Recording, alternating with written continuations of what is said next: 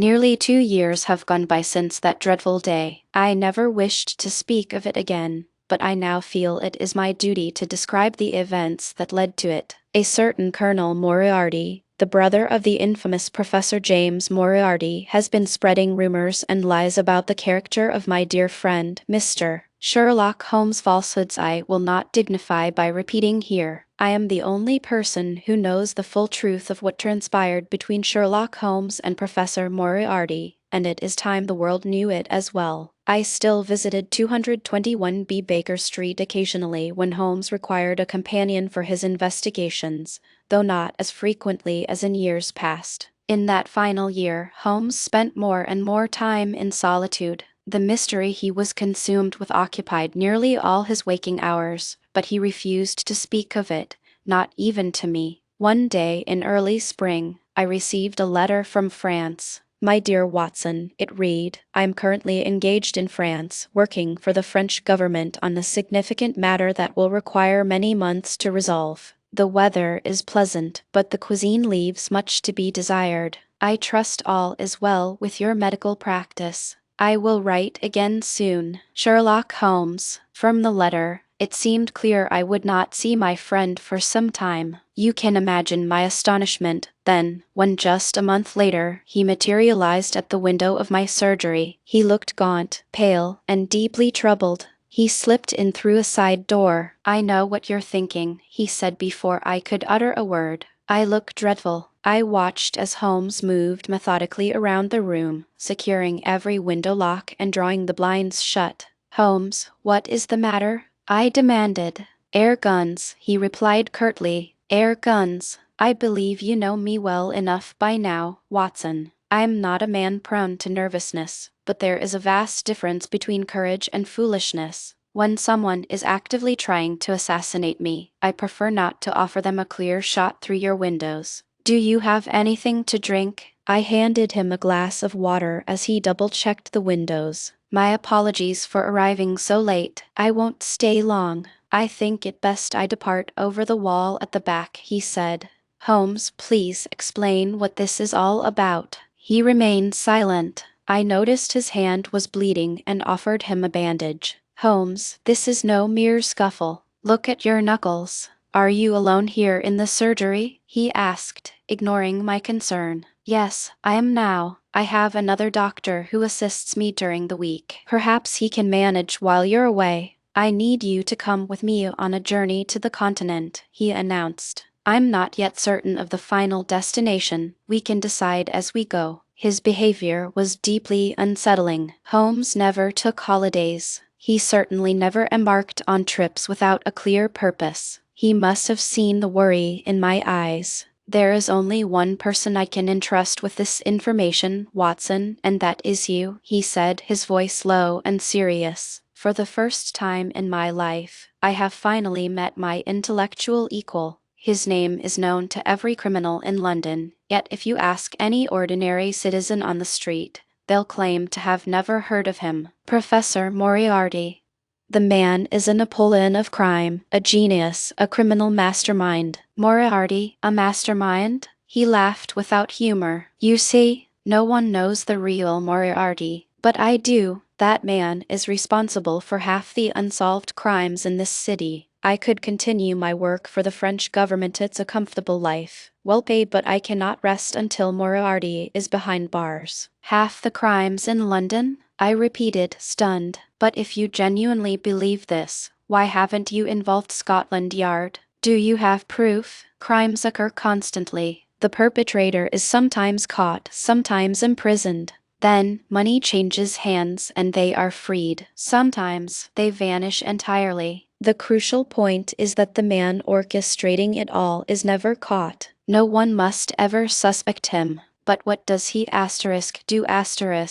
Nothing, Holmes declared. Absolutely nothing. He is a respected university professor, one of the foremost mathematical minds in Europe. At the age of 21, he authored a treatise that was acclaimed across the continent. He was offered a prestigious university position. He worked diligently, but not towards any noble end. He relocated to London, where he has chosen to apply his extraordinary intellect to a life of crime. No one knows the criminal underworld better than I. For years, I have sensed a hidden power, a puppeteer behind the crimes I investigate. He is like a spider at the center of a vast web. He plans, he sits, and he waits. He spins the threads, and I follow them. In 3 days, with the information I've gathered, the police could arrest Moriarty and his entire syndicate. But if I make one false move, all my work will be for naught. He continued, pacing the room. I was sitting in my chair this morning, contemplating a case, when a man walked into my study. I recognized him instantly. His forehead was high and domed, his skin unnaturally pale, and his shoulders stooped from years spent hunched over a desk.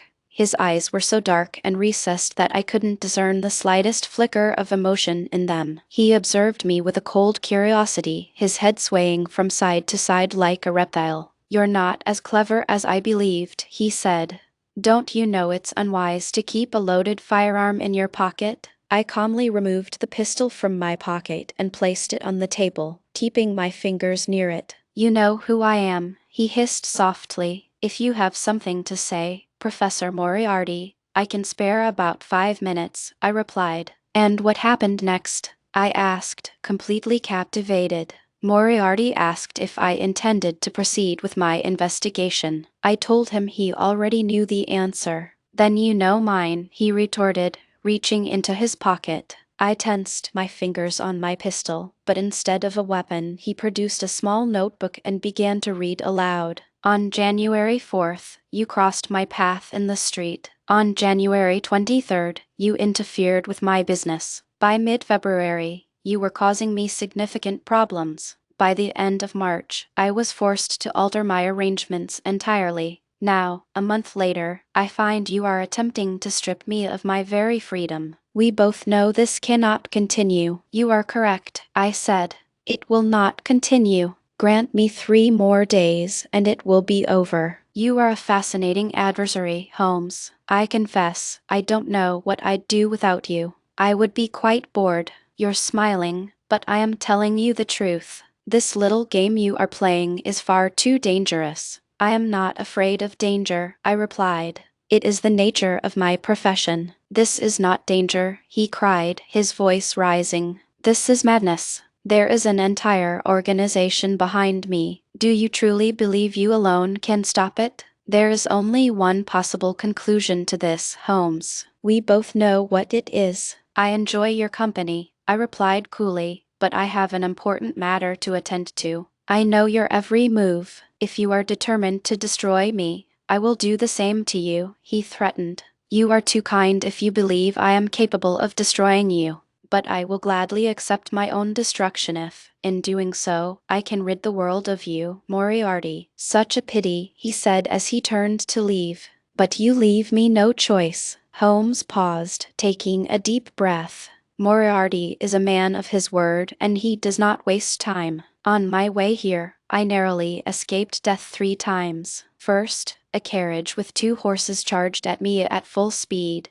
I leapt from its path just in time. Then, as I rounded a corner, a large stone fell from the roof of a building, missing me by inches. Finally, on the street leading to your house, a ruffian attacked me. I struck him hard, and he collapsed. I was astonished at my friend's calm demeanor as he recounted these events. He was lucky to be alive, yet he told his story with such detachment. "You can see now, Watson, why I cannot leave through the front door," he concluded. "You cannot go home, Holmes. You must stay here." But he would not listen. He left as planned, over the back garden wall, but only after we had made arrangements for the following day. "I'll see you tomorrow morning," he said, handing me a slip of paper. "Take this note. Follow these instructions to the letter. Do exactly as it says and then destroy it." "Where will I meet you?" I asked. "On the train. The 3rd carriage from the front has been reserved."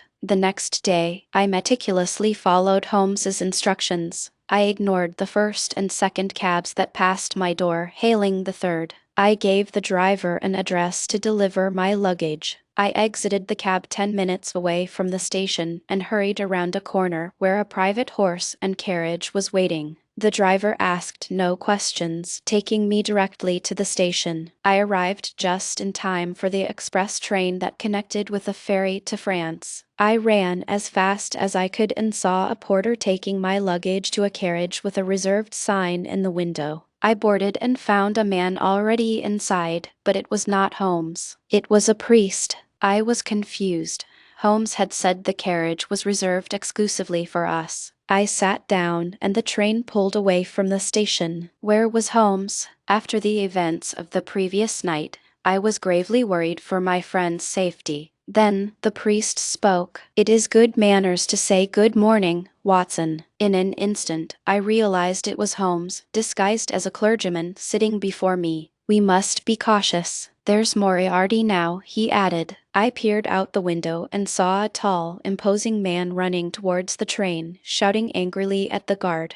Even from a distance, I could make out his large forehead and small, dark eyes. Holmes smiled, sat back, and opened a newspaper. "Holmes, this cannot go on. Inform the police. They must arrest Moriarty. They can hold him until you have all the necessary evidence." "No," Holmes replied firmly. "There are too many fish in this net, and I intend to catch them all. Now, we must decide our next move. Moriarty will soon catch up to this train." "How?" I asked. "This is the express. There are no faster trains." "Think, Watson," Holmes sighed. "Moriarty is as intelligent as I am. Imagine you are Moriarty. What would you do? You could charter a private train." "Precisely." 55 minutes later, the train slowed to a stop at a station. "Quick," said Holmes, "we're getting off here." "What about our luggage?" I asked. "It will arrive in Paris, where one of Moriarty's men will be waiting for us to claim it. We, of course, will not be there. We are taking a ferry to Belgium. We'll purchase new clothes and bags along the way." We jumped from the train and hid behind some cargo on the platform.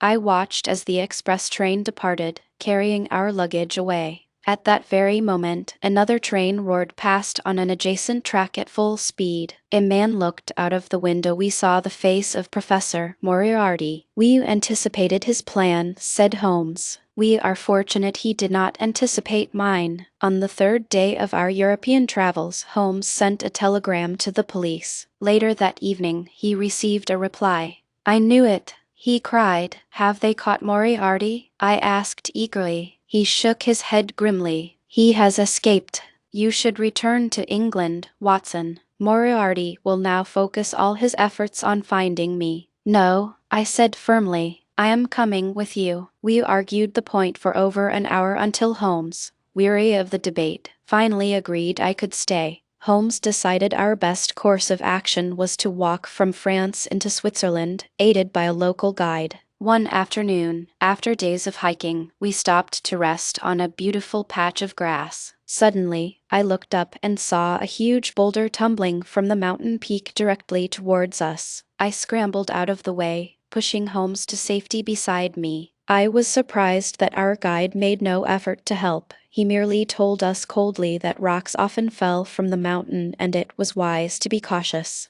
"Who's there?" I shouted, running up the hill. But there was no one in sight. Holmes immediately changed our plans. We took a different route into Switzerland and dismissed our guide. Finally, we crossed the Alps and arrived at a small village, where we took rooms at a guest house. The owner spoke excellent English, having worked in one of London's finest hotels. He told us about the local sights. "You simply must see the Reichenbach Falls," he insisted.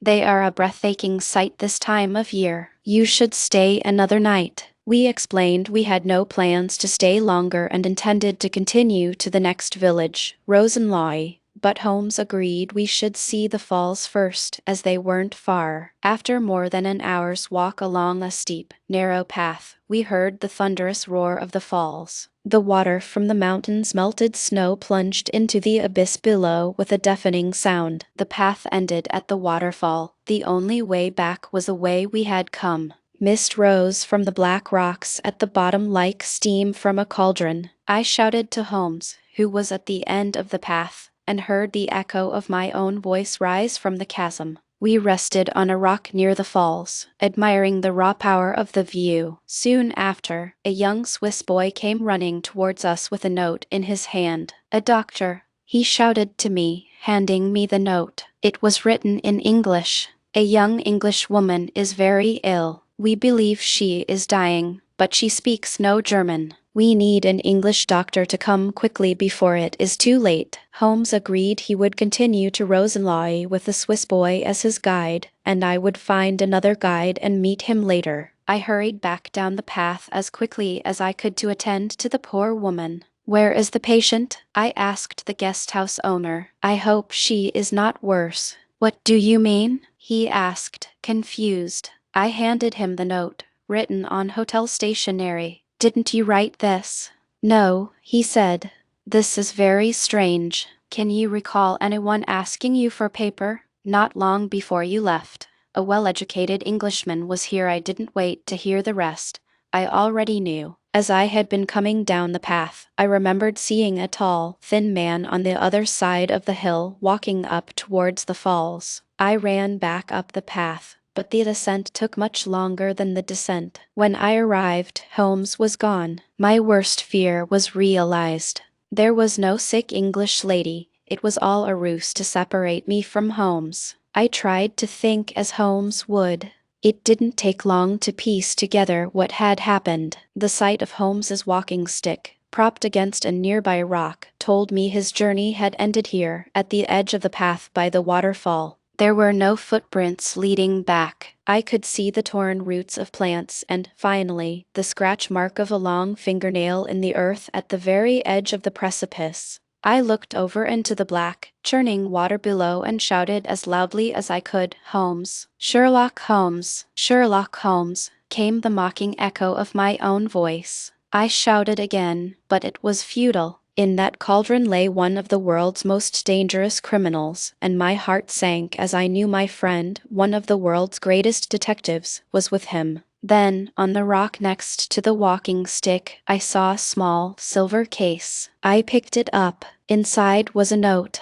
It read, "My dear Watson, I am grateful to Professor Moriarty for affording me this opportunity to write to you. I am now about to finally defeat one of the world's greatest criminals. Please convey the news to everyone. The police now have all the information they require. I have left a file with my brother, Mycroft. I am sorry, Watson, for I know this will be particularly difficult for you, my dear friend, but my disappearance from this world is the price I must pay. Yours truly, Sherlock Holmes." I understood then. The guide had been paid by Moriarty, and Holmes was left alone for the final battle, a battle that ended, as the local police later concluded, with both men falling to their deaths in the falls. The information Holmes left with the police was sufficient to imprison most of Moriarty's syndicate, but little was ever publicly said of their leader. That is why I feel it is my duty to speak of it now. I can never replace the emptiness that has been left in my life, but perhaps Holmes was right.